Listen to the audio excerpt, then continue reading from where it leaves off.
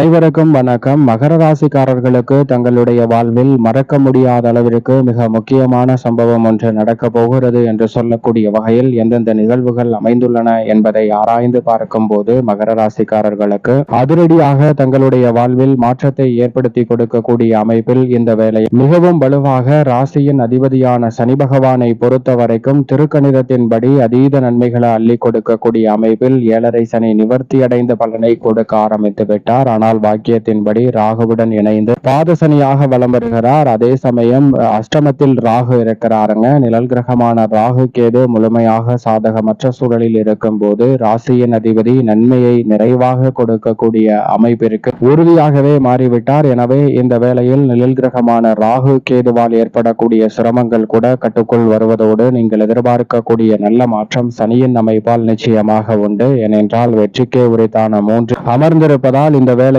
எந்த ஒரு காரியத்தை கையில் எடுத்தாலும் வெற்றி கிடைக்கும். அதிலும் குறிப்பாக உங்களுடைய வாழ்வில் மறக்க முடியாத அளவிற்கு மிக பெரிய அளவிலான சுப நிகழ்வுகள் சிறப்பாக கைகூடும். தொழில், வியாபாரம், உத்தியோகம் என பல்வேறு வகையான பணிகளில் நிரந்தர வருவாய் என்று சொல்லக்கூடிய வகையில் மிக சிறப்பான வாய்ப்பையும் சந்தர்ப்பத்தையும் உருவாக்கி கொள்ளக்கூடிய அற்புதமான வாய்ப்பை இந்த வேளையில் உருவாக்குகிறாருங்க. எனவே சரியாக இந்த தருணத்தை மகர ராசிக்காரர்கள் பயன்படுத்திக் கொள்ளுங்கள். ஆனால் நிழல் கிரகமான ராகு அஷ்டமத்தில் இருப்பதால் எதிர்காலத்தை பற்றிய அச்சம், குழப்பம் சற்று தலை தூக்குவதற்கான சந்தர்ப்பம் உண்டு. அதுபோன்ற விஷயங்களில் மட்டும் கூடுதல் கவனத்துடனும் விழிப்புணர்வுடனும் செயல்பட்டால் பல்வேறு வகையான சிரமங்கள், சிக்கல்களை தவிர்த்து முன்னேற்ற வாய்ப்புகளை நிறைவாக சந்திப்பதற்கான நல்ல சந்தர்ப்பம் நிச்சயமாக உங்களுடைய வாழ்வில் எவ்விதமான தடையும் இன்றி வரும். மறக்க முடியாத அளவிற்கு மிக முக்கியமான சம்பவமாக பொருளாதார ரீதியான வளர்ச்சியையும் உயர்வையும் சந்திக்கக்கூடிய வகையில் வாய்ப்பு கிடைக்கும். மேலும் இந்த தருணத்தை சாதகமாக மாற்றிக்கொள்ள நிச்சயம் இந்த வேளையில் மகர ராசிக்காரர்கள் வாரத்தில் சனிக்கிழமை விரதமிருந்து